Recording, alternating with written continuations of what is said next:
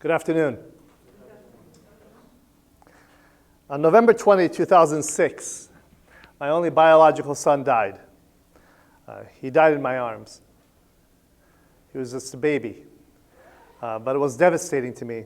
So I was really looking forward to my life with him and with my family. It was like a dark cloud erupted over my life. Like a volcano shot out the dust, and the sky above became black. Theologically, experientially, socially, everything was just black. It was an empty time. A time where you just don't feel anything. You've been there? But I did feel anger and hurt at the same time toward the God I had worshipped for so long. I was surprised at my anger and hurt because theologically I should know better. But experientially and emotionally I didn't, and I wasn't ready for it. So I wrestled with God in the proverbial Jacob wrestling. I lost miserably. What a surprise. But in losing is when I really found that I can win. The ultimate paradox. It's a secret many Christians don't say and don't talk about. That sometimes we're angry and disappointed with God. We don't want to write that down anywhere or publish it on social media. We don't want to say what we really feel. Some people, they just can't handle it. The question is, can we? In this talk, I'll be sharing the theological, philosophical conundrum of the problem of evil. If I could dare say, I'll try to jump into that realm and come out unscathed, unlikely. Anyone who gets into it doesn't. And anyone who experiences it is changed forever. What I'll be doing is focusing on the arguments, on the problems of evil, plural, and then dealing with 7 reasons and 7 things and 7 ways that I have navigated through it that I hope can encourage you in your journey as well.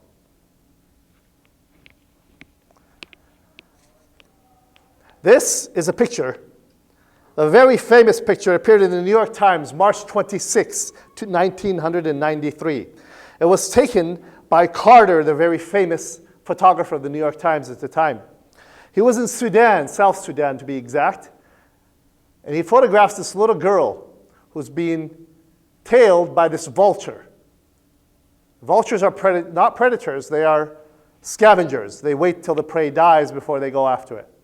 And the vulture was waiting for her to pass. She was so exhausted. She was trying to get to the refugee camp that was surrounded by military, that was not allowed to cross a particular line. He published it and got enough vitriol from his local and very close colleagues in the Times and around the world. Why didn't you save this little girl? It was so devastating to him that approximately 1 year later, in July 27, 1994, Carter took his own life. The photograph tells us just a little of what really happened. Whatever happened to the girl, we don't know. The scene you see in front of you is about 13.5 million people fleeing from Syria with the devastation of the civil war. We have approximately 53 million refugees in the world today, one of the largest refugee crises the world has ever seen. Where is God in this? Half of these are children. Specifically, Adam and Alan Kurdi, This photograph rocked Europe when it was published in 2015. His body was found on the Mediterranean coast as his family tried to come over. All of his family were killed, except for him and his father. This opened up the floodgates in Europe and Germany for more refugees to come in. Where is God is the question when we see this.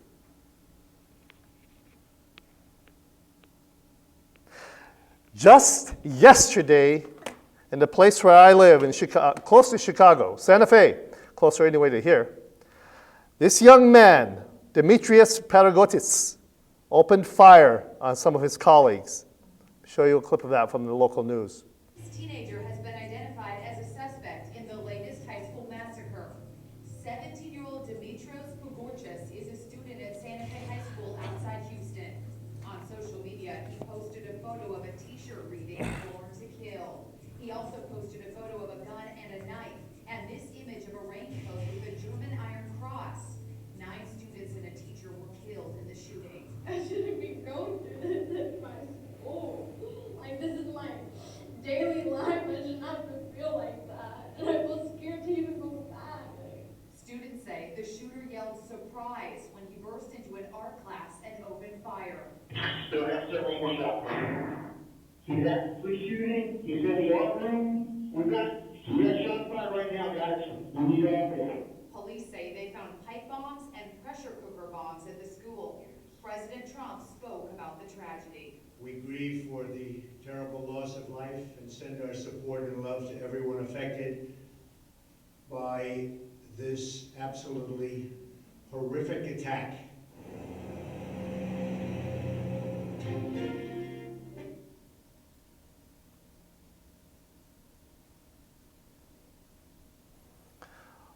The scriptures say, Psalm 88, "But, O Lord, I cry out to you. In the morning my prayer comes before you. Why, Lord, do you cast me off? Why do you hide your face from me?" This is an ancient issue. I'm not the only one who went through it. Does it help when we say you're not alone in this? In one sense it does. In another sense it doesn't. But we are not alone when we suffer. The ancient Psalms struggled with it, and today we still struggle today. Where is God in this, and how do we wrap our minds around this? One way is to say it's them and us, the good versus the bad, right? That's one way of addressing it. There are the good people in the world, there are the bad people in the world. We can just take care of the bad, we'll deal with it. Alexander Solzhenitsyn puts this ridiculous theory to rest. He said, if only there were evil people somewhere, insidiously committing evil deeds, as it were, necessarily only to separate them from the rest of us and then destroy them. But then the line dividing good and evil cuts through each and every human heart. Every one of us, in a certain circumstance, in a certain place, when the music's right, may be capable of atrocities and things we would have never dreamed. The picture you see before you here is a very fascinating event in nature. This is what's known as an ant mill. An ant mill is when ants begin to navigate after each other. But when the lead ant loses its way, it begins to go in a circle. And all the other ants behind it begin to follow it. And over and over and over and over again until they are completely exhausted and move into the center and die. This is a very interesting and fascinating aspect of nature. I'll just say this is a predicament of the secular culture that's constantly following after leaders and gurus and know-it-alls and scholars who divorce themselves from the divine and end up following the next one, the next fad, the next leader, the next theory, the next ideology, in circles, leading to spiritual desolation and starvation instead of salvation. What can we use to reason through this? Of course, in the apologetics track and the things we're doing, we're using what God has given us. Galileo said, "I refuse to believe the God who made me would want me to forfeit the mind he gave me." So let's use our mind. And of course, rooted in the scriptures. And this is what theologians have been doing for years so that we do not end up in that perpetual circle. Let's deal with the logical problem of evil. Many of you have heard it before, so bear with me for those who haven't. It goes into the syllogism as follows. If God is omnibeneficent, which is all good, he would defeat all evil. If God is omnipotent, he would defeat all evil. If God is omniscient, he would know about all evil before it even occurs and know exactly how to stop it. But alas, evil is not defeated. Therefore, the conclusion by Hume, Epicurus, Mackey, and other scholars is that there is no such God. Some modern Christian And even Jewish scholars have taken this syllogism and twisted it a little bit, such as the issue of the openness of God, or process theology, where that it doubts some of the attributes but not all, just to make sense of it. I'll be addressing this. There's another major problem. It goes into the heart of the issue.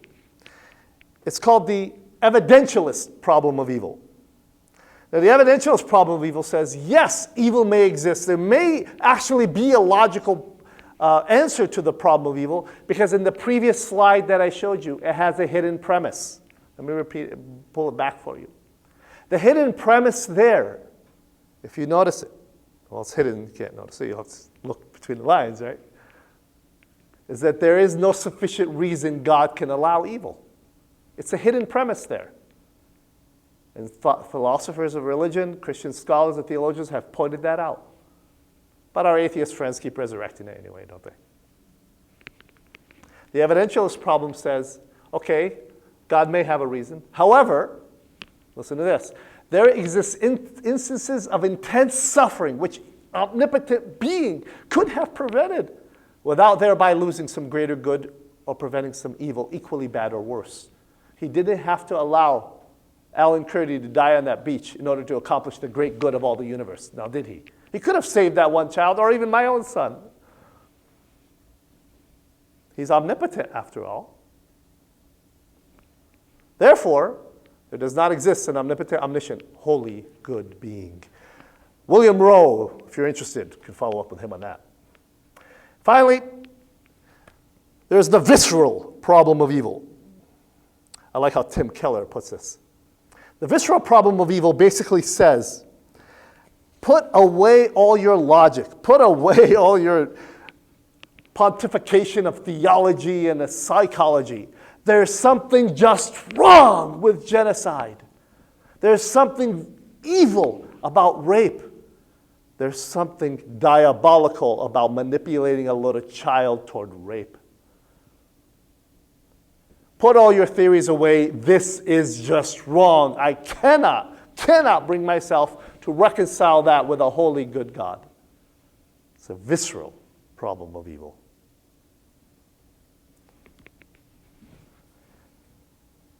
Let's see if we can tackle some of these. You ready? I don't know if I am, but we'll do it. I strongly recommend the book by Tim Keller, Walking with God and Through Pain and Suffering. It's a powerful treatise on the issue, not only philosophical, but experiential, psychological, sociological, and scientific in its analysis. I use a lot of his work in my own. The major theories, and there are many, there are so many, you make your head spin. I've just settled for 4. The soul-making response. Now, these are called theodicies or explanations or semi-theodicies to try to grasp how on earth this connects evil and a good God. Let's go through them. The first one is called the soul-making theodicy. And this comes from Irenaeus. Irenaeus is a 2nd century Christian philosopher and theologian. He basically said that creation is a 2-step process or 2-form process where you have free will of the agent and then evil that's placed inside the creation strategically by God to form the character of those in it. And there is a lot of truth to this. Have you ever known anyone in history, whether you're talking about the greats like Martin Luther Kings or the Abraham Lincolns or Caesar Augustus or Napoleons of the world, who actually did great things? Now, whether the great things were actually good is another question, but they actually did great things. The Bill Gates of the world. All of them, without question, went through trials. It's only in trials do you grow. It's only by breaking the seed does the apple tree come. It's only in breaking your muscles in the gym can you grow them. It's in breaking that the chick comes, the chick of the egg, and the breaking of the man that God becomes and makes him great. Soul making. There's a lot of truth to that. But it doesn't address the death of children. It doesn't address the mass shootings in schools, now does it? It doesn't address cancer, especially of those who cannot respond. It doesn't address natural disasters. Let's give it another shot. The free will defense. Augustine said that God specifically cursed us with this thing called free will and choice. Without it, we cannot be good. Alvin Plantinga, in his wonderful book penned in 1974, God, Freedom, and Evil, argued using modal logic that it is completely logical. And all great philosophers agreed with Plantinga on this. For God to exist and evil to exist at the same time. Because it is logically impossible for God to make free agents who must do what he says.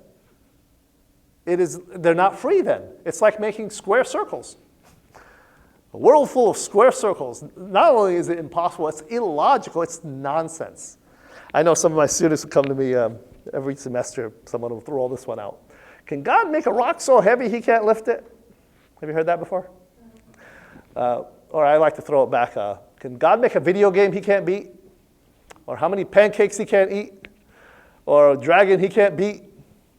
Or another God he can't arm wrestle? I mean, we can go on with this. It's a nonsense question because it presumes a logical contradiction. God, by definition, is only one. It can't be more than one. Otherwise, you have a problem with omnipotence and omniscience. They would know what each other are going to do before they do it. You end up with a lot of problems, logically speaking.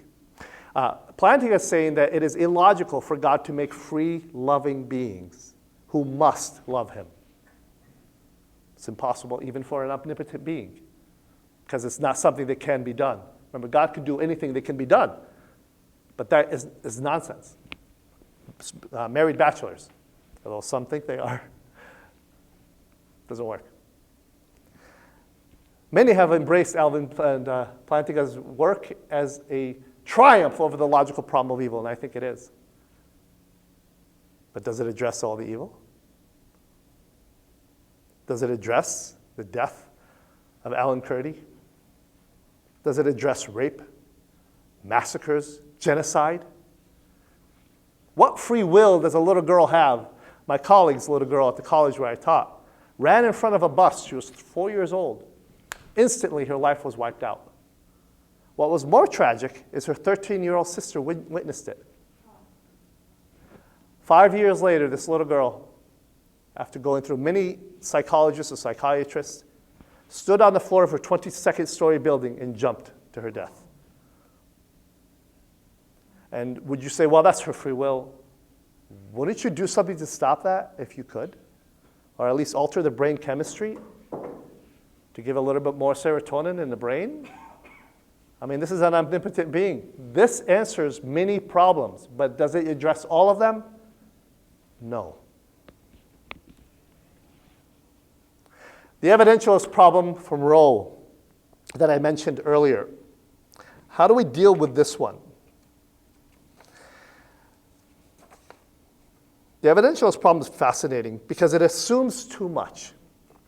Of all the intricacies in the universe, the virtual, infinite possibilities within it make it inconceivable that a human being could possibly know all the different intricacies and possibilities within possibilities of what would happen if God altered even one part in one minute particle in anything in the entire universe. The way you can address this problem saying, well, there's this evil that is not necessary. He could have done it without this evil happening. This one child, this one problem. Why does this have to happen in order for God to erect the great edifice of salvation history? One of the ways you can address this is called the butterfly effect. The butterfly effect is coined by Einstein, where he talked about the flapping of the wings and the butterfly over the, excuse me if I got the analogy exactly right, the waves in the Atlantic will be affected by the flapping of the wings of the butterfly in the Amazon. How is that possible? Right now, in scientific circles, there's something called string theory, which links every living thing in the universe together. One altering in one small particle, one part, alters something else somewhere else. There's some good science fiction movies made on this, where you go in the past and change one thing, even to the point of unnoticeable, inconsequential, and it alters everything. My grandfather, give me an example, walking down the street, bumps into the spider web, which bothers him, knocks the web away, and continues on his path by not messing with the spider web. He notices on the other corner is a beautiful woman. So he walks over, says hello, has a conversation, and now you have a generation of people that came out of that wedding. One little spider web hanging. Inconsequential. Really? It altered generations. If God were to change that little thing that's happening in your life, that terrible event that's happened, can you imagine what could be? I don't think we can. The butterfly effect says we don't even begin to grasp what God is doing. There's another way of addressing this. It's called the boomerang effect. I like the metaphors that Tim Keller uses on this. I always try to play the boomerang with my children. Don't get very successful, but more successful with the frisbee. But anyway. The boomerang effect says not everyone who experiences radical evil automatically loses faith in God. Yes, hurt people, generally speaking, end up hurting people. I was on Lakeshore Drive in Chicago. Anybody have been to that great city? Okay. Lakeshore Drive connects all the major routes in Chicago on the lake there. I was on my way to work, and I accidentally must have gotten into the wrong lane somehow. It was really rough traffic, and this gentleman began to beep his horn and hit my car with his. I pulled away. He rolled his window down and cursed everyone in my family, further generations down the road. He was viscerally angry. I see him reaching for some kind of weapon in his car, too. I just kind of backed off and just drove away. What is it that made this man want to come out of the car and possibly cause me intense physical harm? Just because I got in front of him? I don't think so. I think it was something else. Did he get in a fight with his wife that morning? Was he beaten as a child? I don't know. But little things add up and cause that people just to lose it at the last minute. Hurt people end up hurting people. That's true. But not everyone succumbs to that. You still have a choice in the matter. And the boomerang effect says, when you say that there is such a thing as evil in the world, if God exists, has he failed to do the right thing? Yes, he has, because he shouldn't allow these things. Okay, so then you're saying that there's a standard out there that God must follow. What is the standard? Where did you get this standard from? And I love how Douglas Gavet of Talbot School of Theology, Biola, great school, by the way, says, if evil exists, which we all agree it does, even at the most secular scale, but evil is a departure from the way things ought to be. That's actually the definition of evil. It's a departure from the way things ought to be. And if there is a departure from the way things ought to be, then there is a way things ought to be. And if there is a way things ought to be, then there's a design plan that has it that way. And if there's a design plan that has it that way, bingo, you have a designer. What you're doing is you're using the very standards that God set up to judge God. And being upset with God about evil, you're relying on God to make an argument against God. Boom, boomerang. See how it comes back on him? Even at the visceral level, there's this emotional outrage that you have toward evil. But what makes your emotional outrage more acceptable than somebody else's emotional pleasure in that evil? Unless you have some kind of standard to judge the two emotionally angry responses, what's better than your response over mine? I like sugar, you like tea. I like to love my neighbor, he likes to eat them. One is wrong. Yes, it is. But if you don't have a standard to judge it, then I don't know how to evaluate that properly.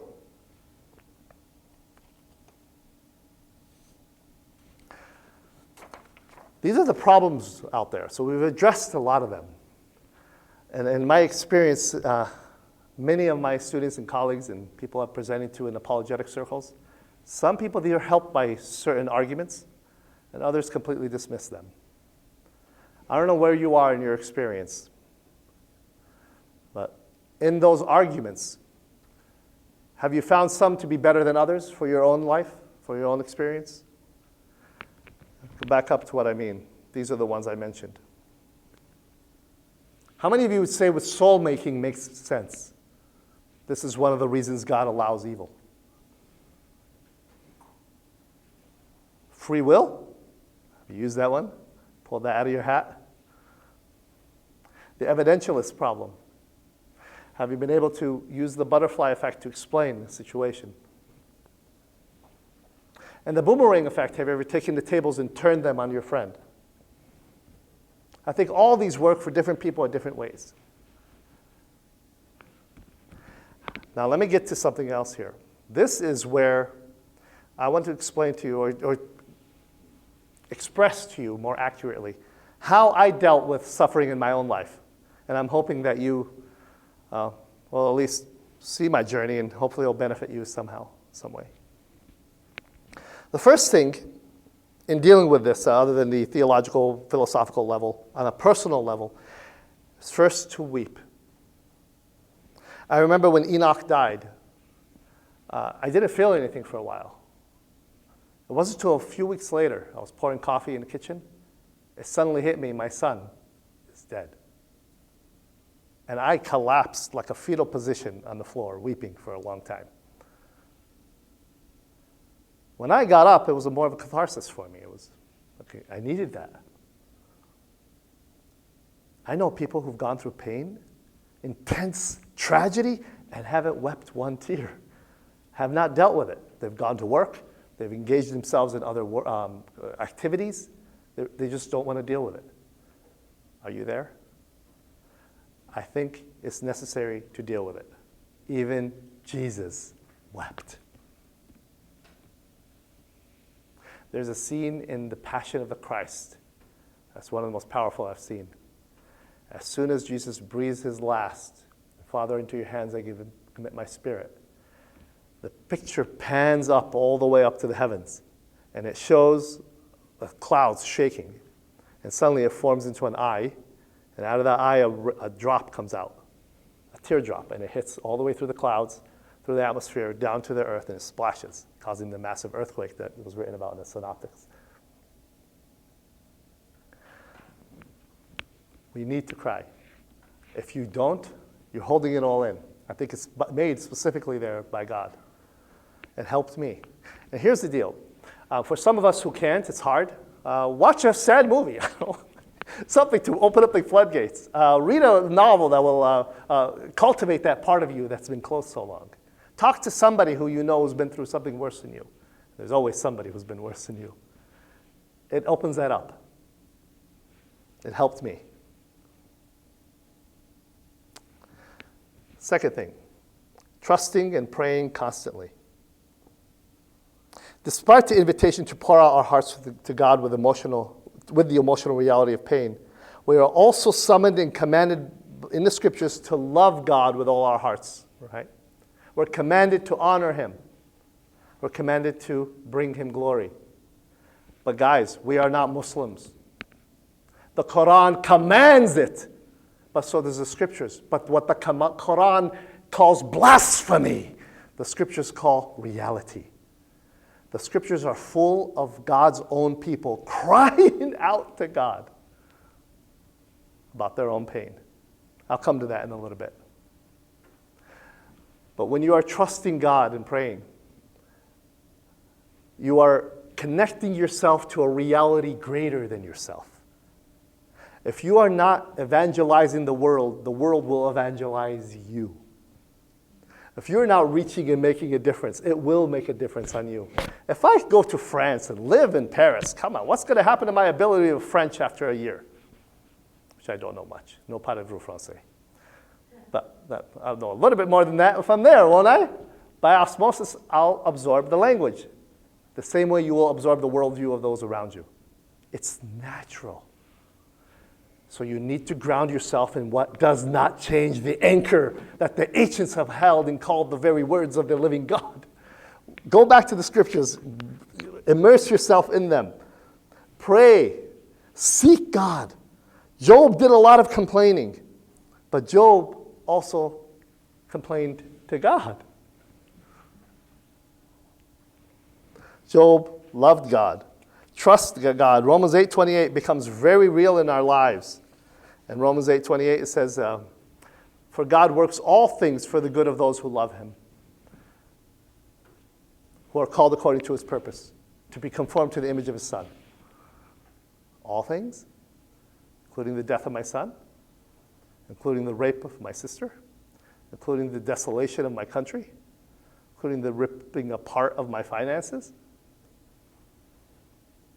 Unless we're talking about omnipotence, then the answer, somebody who's not omnipotent, then the answer is, of course, yes, God can do it. After all, what does he think he is, God? Yeah, he does.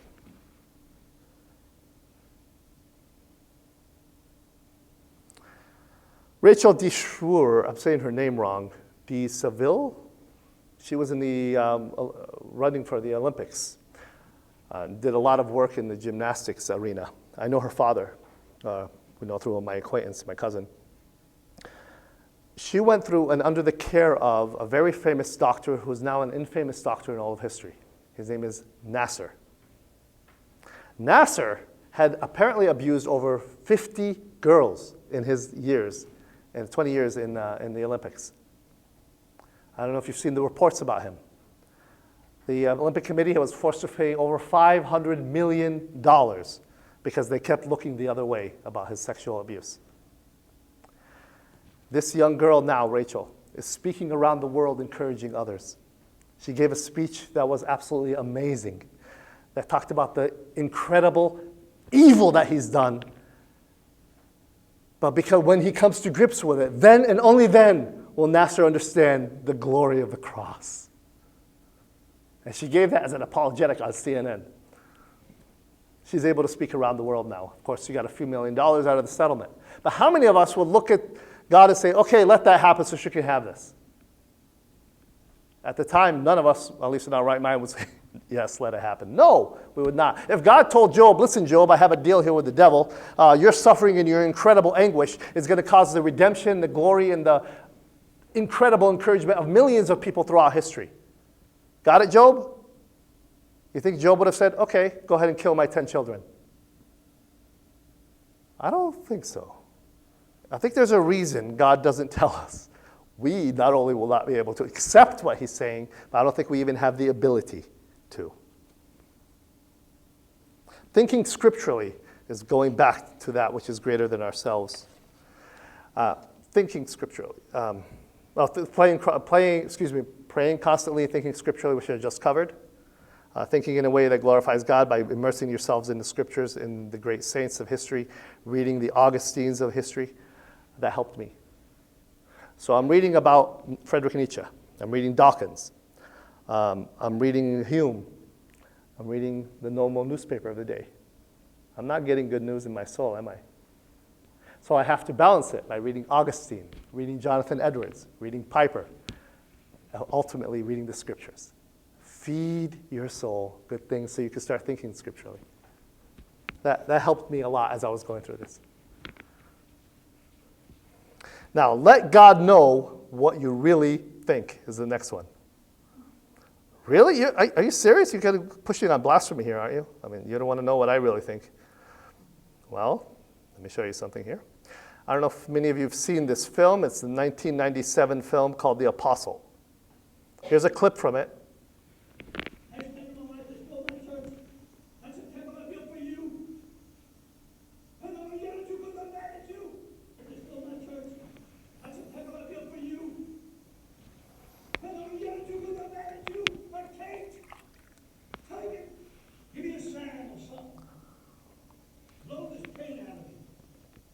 Give it to me tonight, Lord God Jehovah. If you won't give me back my wife, give me peace. Give it to me, give it to me, give it to me, give me peace.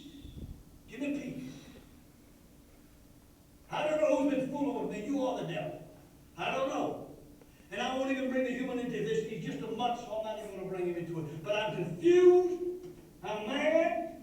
I love you, Lord, I love you, but I'm mad at you. I am mad at you. So deliver me tonight, Lord. What should I do? Now tell me.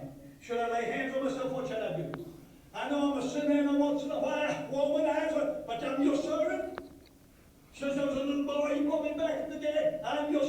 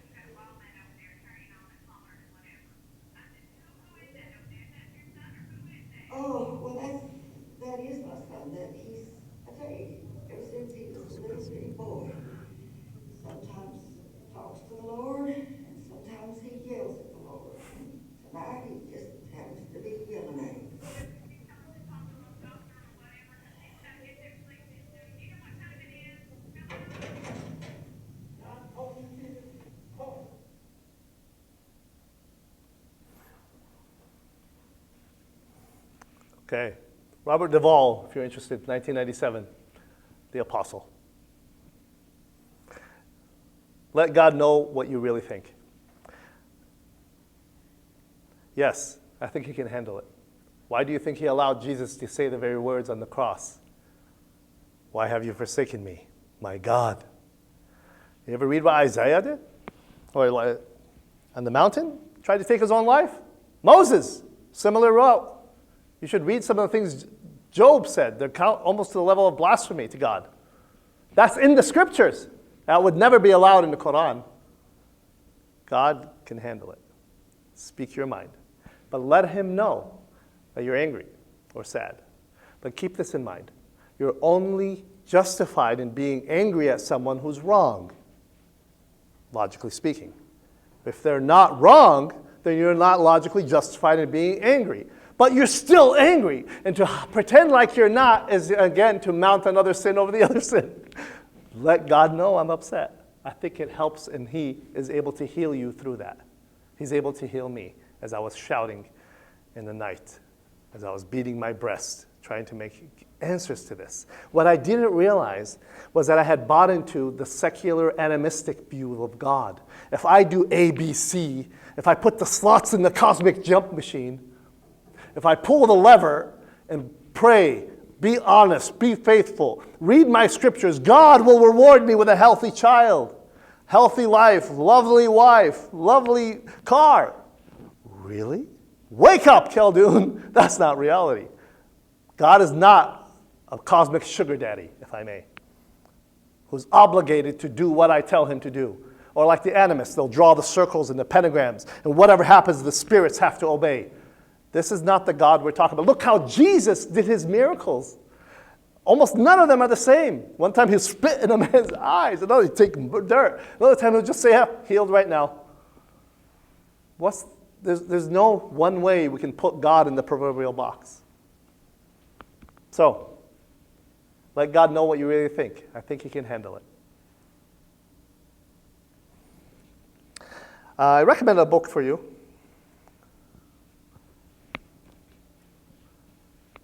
How to Pray When You're Pissed at God. Doesn't sound very theologically accurate or ethically neutral. But Ian Pummett, although I'm questioning some of his theology, has a chapter in the book where he goes into a hospital as a chaplain. And in that hospital, there's a young boy who's around middle age, around 11 years old, who denounces God, doesn't want to have anything to do with the God of his fathers. And his mother asks the chaplain about it, and he goes in and talks to the boy. And he has this debilitating muscular disease that's preventing him from going out and playing with his friends and healing. And the boy says, I'm mad at God, and I can't talk to anybody about it, and I'm an atheist, I don't know what I am. He said, why don't you tell God that? I said, I'm allowed? He said, let me show you something. So he opened up the scriptures, and he read what Jesus did when he cited the psalm. My God, why have you forsaken me? Ilahi, Ilahi, la shabaktini. And he taught it to the boy. And when the chaplain left, the nurses would report the young boy screaming out, Ilahi, Ilahi, la shabaktini, over and over again. In his pain, he was crying out to God, and that drew him back to him. God can handle it. Can you? Can I? So we got, let God know what you really think, and self-examination. Sometimes, and not always, suffering is our fault, isn't it? We've made the mistake.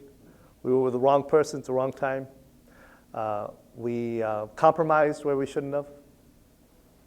We didn't eat what we should have throughout the years. And it added up, didn't it? Sometimes suffering is my fault. I have to really examine that for myself and do some self-examination, introspection. How can I learn and grow from this? In any relationship conflict, somebody tells you a story of what happened, there's always another side, isn't there? There's probably a third side too. If I don't learn from this, I am doomed to repeat it, as the old saying goes through history. Examine yourself. Learn from your pain. So the Noetic story of Noah is fascinating. Not only on a historical, archaeological level, which interestingly there's some excellent apologetic works done on that, even from the story of Gilgamesh, which talks about the flood. It's in almost all the major myths. It's amazing. But put that aside. The story of Noah is also an archetype story. Guys, hear me clearly. There's a flood coming in your life. It may come soon. It may come later. But there's a flood coming. Are you ready? How do you get ready? Honestly, if I was not immersed in apologetics and theology before my son died, I would have thrown this whole thing out as a cosmic joke. Because I didn't know it at the time, but I was feeding my soul like a runner was preparing for a marathon when I was reading this stuff, because I found it interesting. It's theologically interesting. It's just great. But I didn't realize I would need it like an anchor for my soul in the storm. Apologetics did not save me, but it did sanctify me. It kept me with God. God used it to keep me redeemed, because I did not realize I had a pragmatic view of God. Why do you worship God? I tell my students. Why are you a believer? Oh, God did ABC to me. God did this and this. So if God didn't do this and this, you'd walk away? God is only worshiped because he does this for you? I didn't realize that I bought that lie on a subconscious level. I bought it, not theologically. I would answer the right things in the papers. When I go to teach a class at a theological seminary or school, I would answer correctly. But experientially, I didn't realize I bought the lie of the animist, of the pragmatist. I had to self-examine myself and realize I am the servant of God. He does not serve me. And he wants the best for me. I love how John Piper puts it. God is most glorified in us when we are most satisfied in him. Question is, how do you do that when you're weeping on the floor? I'll tell you. Connect to a higher community.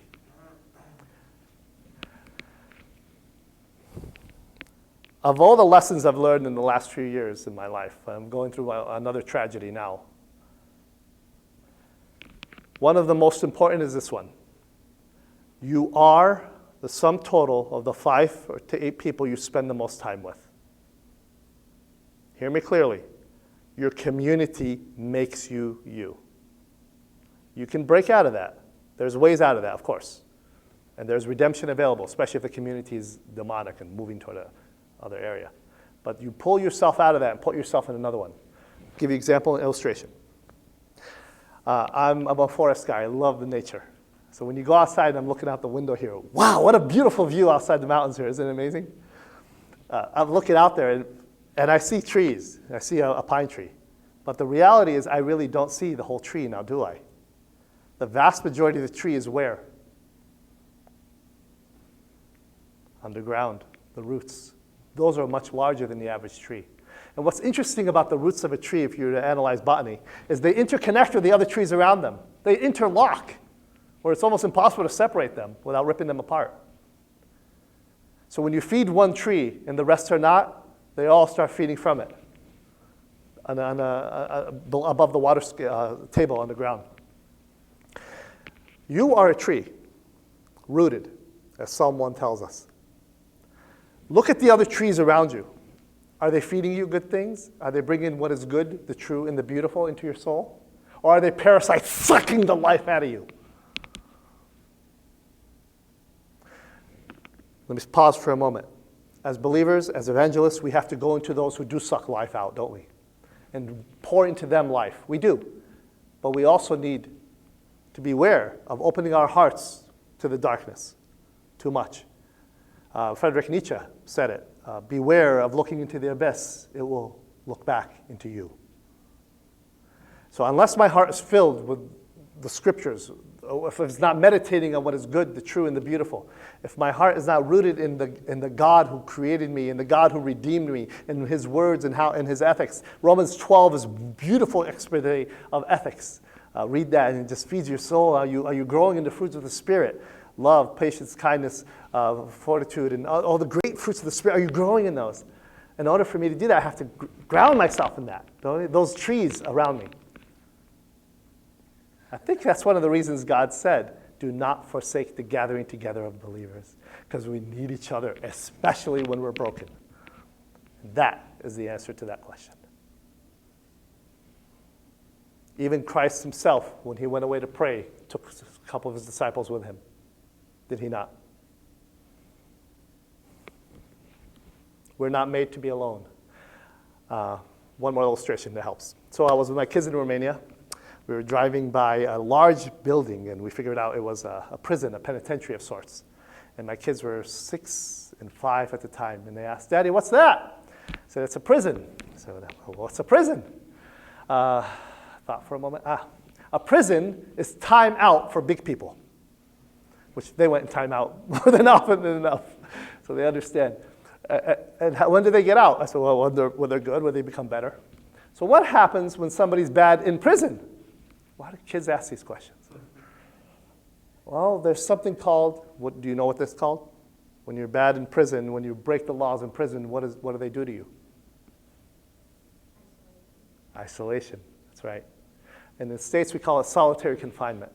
There's been a lot of records and research done on it, that if you're in solitary confinement long enough, you'll go into psychosis. The human mind cannot stand monotony. If you're doing the same thing over and over again in the same house, in the same room, watching the same thing, you will go insane. You're not made to do the same thing over and over again. It's the ultimate form of punishment. It's the ultimate form of isolation. Actually, that's what hell is. So when you are suffering, when you're going through intense agony, putting yourself in isolation, you're punishing yourself. You're putting yourself in solitary confinement. Don't do it. Get out of there. Leave. Be with people. Engage them. And that leads to the final one here, which is get up. Get off your blessed behind and do what God made you to do. Look at your resources. Look at the experiences God's given you. There is no man or woman that God did not use, that God did not first break. Read the story of Moses. Read the story of Augustine. Read David. Broken man. Out of his pain, the Psalms came out that flow like rivers of gold. Get up. Use your pain. God can redeem what the devil has destroyed. And he promised he would be there for you. He promised he would be there for me.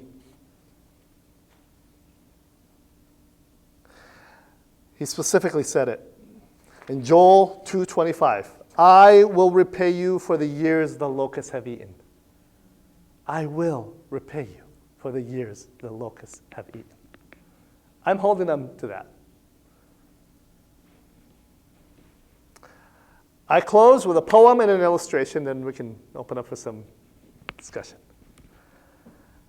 Robert Browning Hamilton said the following: I walked a mile with pleasure. She chatted all the way, but left me none the wiser for all she had to say. I walked a mile with sorrow, and not a word said she, but all the things I learned when sorrow walked with me. Enoch died 11 years, 2 months, 6 days ago. I still feel it now. It's been so long. God took something from me, but he restored for me something magical. I have 2 beautiful children now. They're 9 and 8, the ones I was telling you about. I don't know how it's possible to love another human being how much I love them. And the things God's taught me through this, I can't possibly have learned any other way. The illustration comes from an African tale about a village. So in one African village, there was a fire where a lot of the huts were ablaze. Quickly, the men of the village ran to save the people. They pulled out families as much as they could. But there was one hut that was engulfed in flame, and they couldn't get in. And they had a family in there. Out of the darkness, a figure runs from the forest into the hut, into the fire, into the flames, and is able to pull out an infant child. and puts the child in front of everyone and runs back into the forest. This is in the middle of the night. When the morning comes and the dead are buried, and the mourning begins, mourning begins, they begin to debate about this child, saying it's some kind of magical child, special child, a sacred child that lived when his whole family died. The elders of the village said, we should be taking care of him because we are the wisest. The aristocrats came and said, we have the money, the wealth to take care of him. We want him. The family came and said, no, he is our blood. We deserve him. And the debate ensued. Suddenly a young man appeared and said, I have the right to take care of this child. He told him, who are you? Who do you think you are? And he showed him his hands. They were burnt. He was the one who ran into the fire. Out of all, and the elders, the aristocrats, the relatives put their hands on their mouths. None of them went into the fire. He did. He earned the right to take care of him with his life. Of all the religions of the world, only Jesus earned the right to redeem us, to save us, and to help let us trust him through this, because he himself went through some things worse. And he promised he will restore the years the locusts have eaten. He promised, and he did it, historically speaking, by rising from the dead. The evidence is amazing to me, archaeologically speaking, sociologically, historically. And because he rose, I believe I will rise too, and one day I will walk on streets of gold with my son Enoch. Thank you.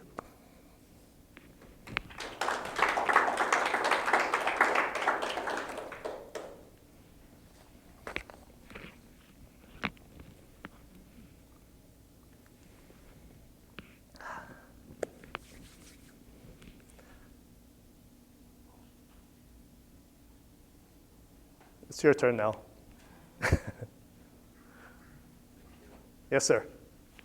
Thank you so much for that.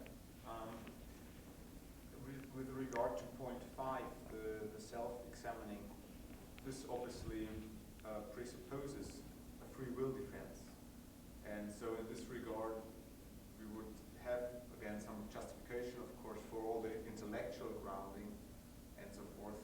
So just as a question of clarification, the 4 different points or ways of dealing with the question of evil that you pointed out earlier, you do not dismiss them, but quite the opposite. You said, would you not have been that grounded in apologetics? It would have crushed you, so to say. Yes. So you affirm that as the intellectual basis and say this strengthens the basis upon which I can survive with my emotions. Would you say that? Your name? Fabian. Fabian, thank you. So Fabian's question is, am I dismissing the apologetical resources and answers in theology for the problem of evil? When the fact of the matter is, didn't I say it helped me through my pain? Yeah. Great question, Fabian. What I was trying to do in listing those is not to give you the illusion that any one of these completely answers the question. I don't think it does. When I first got into apologetics, I'd throw them out at my audience like a grenade. Aha, here's the answer to your question. End of debate. No, it didn't, because somebody else will throw me a curveball and say, what about this? And then I'll throw another answer, well, what about that? None of the answers themselves completely answers the problem of evil. It's too deep for it. I think in different contexts, in different circumstances, for different people, they work. But all of them together, in addition to my theological grounding, and Reformed theology really helped me. Some of you may come from a different perspective. That part helped me to work it out. So in different ways, together, it helped. Yeah. Just to get the right, that's also the impression I got, not that you have to rethink your presentation. No, of course. I'm always willing to learn. I So. wanted some further comments from you on that, so that helped. Thank you. Sure. Can you tell us the poem? What was it? Like where from? Robert Browning.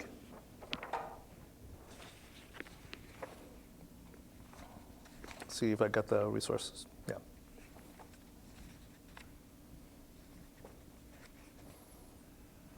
Robert Browning Hamilton. I walked a mile with pleasure. The question is, what was the name of the poem if it wasn't too obvious? That's just the title, Yeah. and who's the author. Okay, you got it. And the final verse that really helps you with the repayment, could you repeat it? I will repay you. That was one of the last lines. I will repay you. I went through so much, guys. Anybody remember what I said? That was one of the last of the poem, just before the poem. I think it was Joel. I think I was quoting Joel. Yeah. Anybody out there heard me, or did I just kind of go through it? Well, it was Joel? Yeah, it was Joel. God said, I will restore the years that the locusts have eaten. Yeah, that's it. Yeah, that's it. Thank you. Yeah, Joel 2:25. Thank you, brother. If you're in a secular world and a colleague is showing you the picture with a refugee child, and supposedly you're asked, where is God now? What is the short answer you recommend for that? Your name? Adela. Adena. What is the short answer to showing this picture of the dead refugee child to a secular colleague? I don't think there's a short answer. Sorry. Because I would ask them, I would open the door for a discussion. This is evil, and they'll say yes. But there cannot be evil in the world without God. Right? But you don't believe in God, then why is this evil? So I would open up a discussion like that. But if they do believe in God, and they're trying to reconcile it, it's not easy, depending on how you want to approach it. Remember the 4 answers I gave you, the soul-making theodicies? I found in my experience that there is nothing off limits for God when he wants to reach us. God's ultimate goal is not my happiness. It's not world peace. It's to make each and every one of us conform to the image of his Son for the glory of him at the end. So that at the end of time, God is more glorified and we are more satisfied. But that's not easy for the secular mind to hear, now is it? Yeah, that's the point. So what would you recommend us to answer to someone who says, where is God when this is happening? Or how is God good? Since you have a lot of thought about Yes, yeah. Mm-hmm. I would tell a story. So again, children. I take my son to the doctor. He has to have immunization shots. They're very painful. Why am I going through this study? Because I need to improve your immune system. Your biological nature has to be shot through with these virus-inhibiting disease formations. And this particular drug will help your immune system and also fight against any possible cancers and ill results that may come from this, etc. He'll look at me and say, what? He's only 4. He doesn't understand any of this. I'll just say, son, trust me. So I'll take him, and as the needle goes in, he holds on to me even tighter. I think there are events in our lives that as a child doesn't understand them, they're still good for them. At the end of the day, God is working through them, even though I don't understand. And I think even the death of Alan Kurdi or my own son, or just what happened yesterday in the school in Santa Fe, I think only an omnipotent hand can work through that to bring about some magnificent, glorious good that'll make all of us weep in tears of joy at the end. So that's how I maybe will address it, depending on the person. There are myriad of other ways, Tina. Welcome.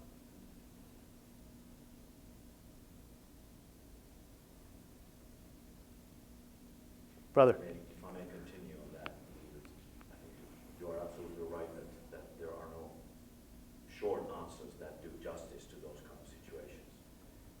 But I think one might try to respond to a person who sees a picture image like that on such a small child. And I think this might work even from the Reformed perspective. Yes. To say that I may not be able to answer where was God when that happened, but I know where that child is now. He is now with God. Mm. So that would bring kind of consolation, because they probably, it would soothe their hurt.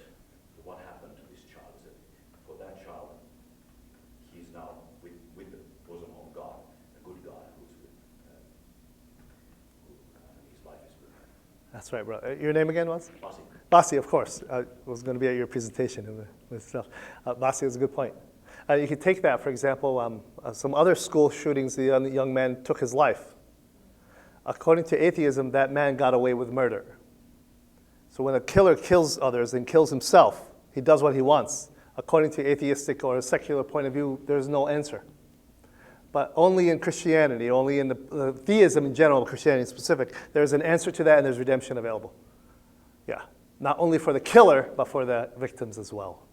There is no hope otherwise. I remember when Jesus was talking to his disciples, he told them what was going to happen. He was going to be killed and crucified and betrayed by the Sanhedrin. And many people said, what? I thought you were going to redeem Israel. I thought you were going to take down the Roman Empire. I thought you were going to bring redemption to the earth. And they all walked away.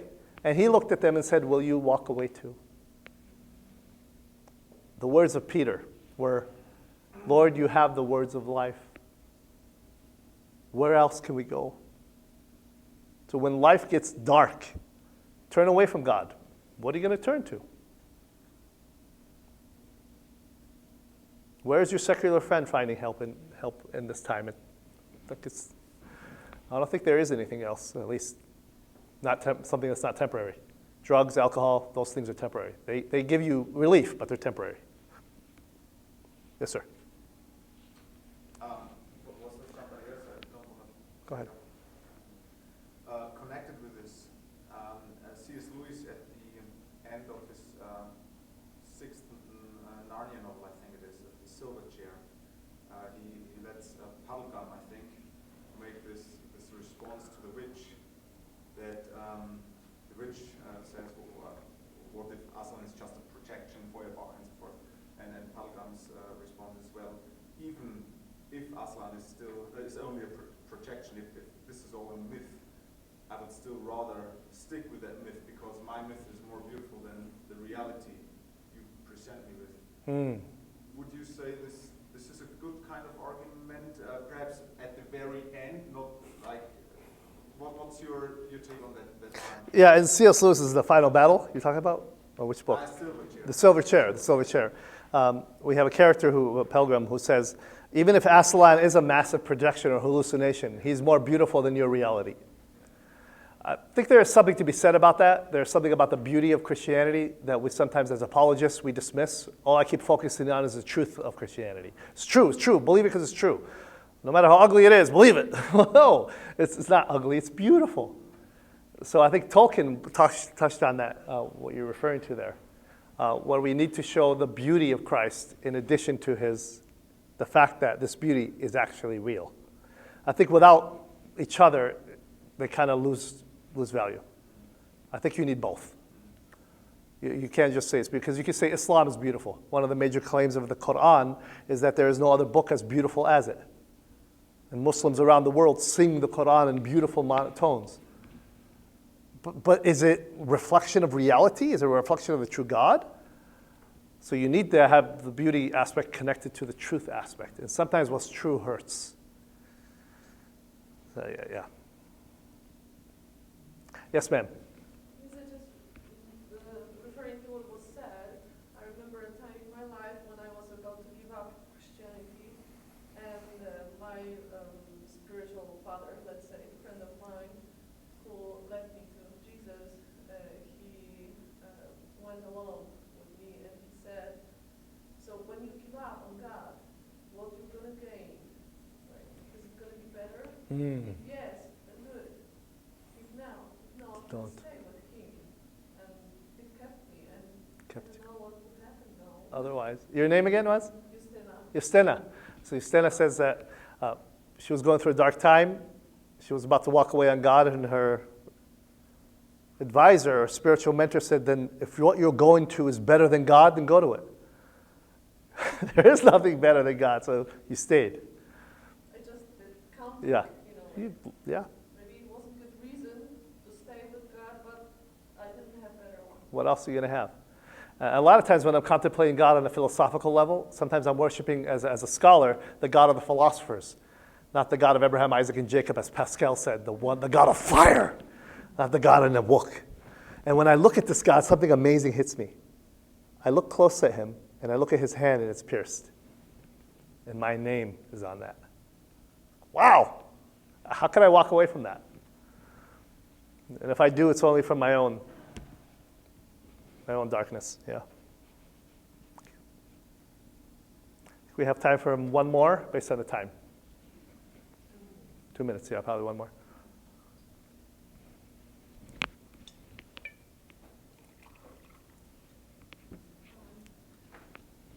I just remember, I mean, obviously all of us go through different painful experiences, but a couple of years ago I went through something and I was kind of surprised by myself because I saw that, you know, when you're going through something painful, you almost expect others to help you or say something.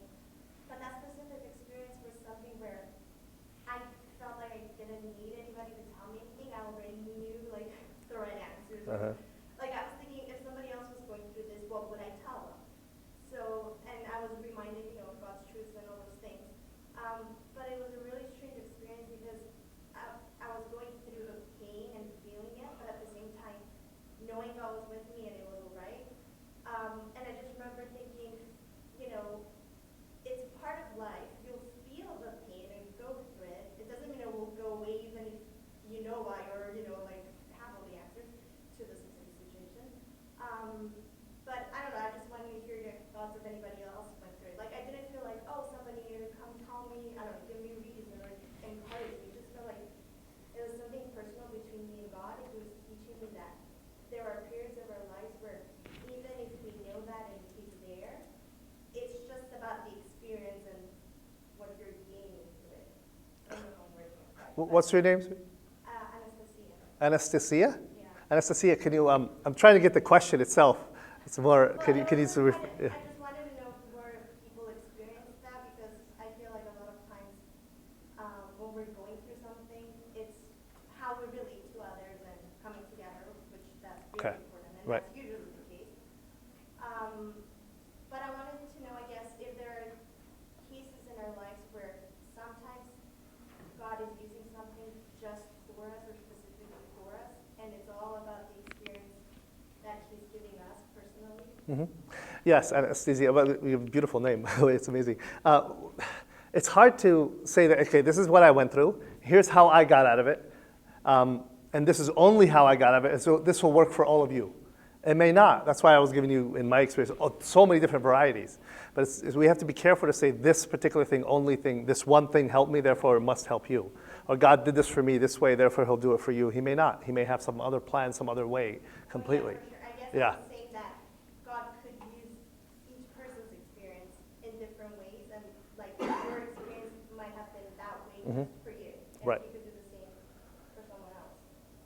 Absolutely. And you heard of the example of the butterfly. I gave butterfly again, but the butterfly has to go through a chrysalis. It has to go through a cocoon. And the question is, sometimes God uses experiences to change us and make us and mold us.